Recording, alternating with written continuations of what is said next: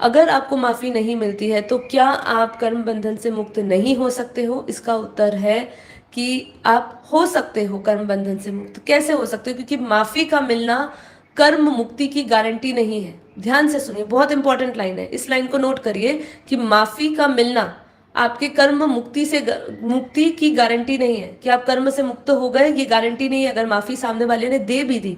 और ना ही उसका न मिलना, अगर वो नहीं मिली, आपको माफी नहीं मिली, तो कर्म का बंधन बना रहना कि बने रहना की सजा भी, इसकी भी कोई गारंटी नहीं है। मतलब अगर आपको माफी मिलती है तो भी कर्म बंधन से आप मुक्त हो गए, उसकी कोई गारंटी नहीं है। और अगर उसका न मिलना कर्म का बंधन बना रहने की सजा है, ये भी कोई सुनिश्चित नहीं है। ठीक है, असल में कर्म विमोचन का संबंध आपके भीतर के भाव, चेतना और संकल्प से होता है, न कि दूसरों की प्रतिक्रिया से।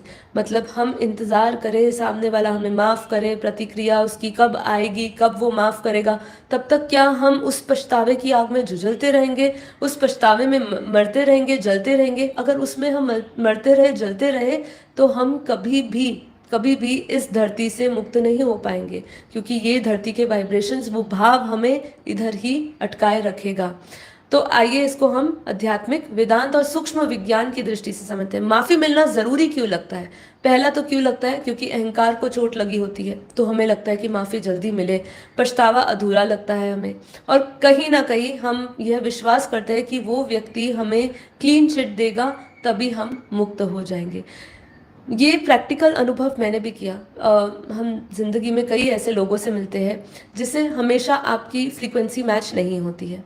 अक्सर ये ऐसे ही लोग होते हैं, बहुत कम आपके जीवन में ऐसे लोग होंगे जिनके साथ आपका फ्रीक्वेंसी मैच होगी, आपकी अलाइनमेंट मैच होगी। आप उनके उनके ही आपकी आत्मा की स्थिति या आत्मा का स्तर जिस ज्ञान और विवेक में है, उसी ज्ञान और विवेक के लोग आपको मिलेंगे। लेकिन ऐसा हमेशा नहीं होता है, और इस जगत में तो बिल्कुल नहीं है। जो स्पेशली आपको कार्मिक कनेक्शंस मिले हैं, उसके अंदर अक्सर यही पाया जाता है कि आपसे भिन्न विचारधारा के लोग हैं।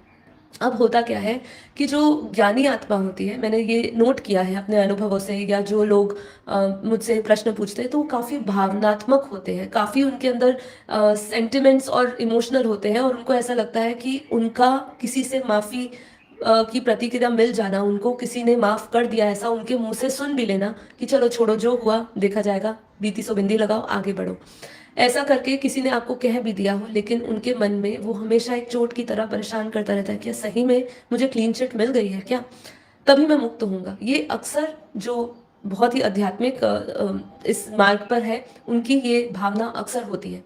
इसलिए बापूजी ने क्या कहा है, भावनाओं से परे उठो। क्यों बोला है?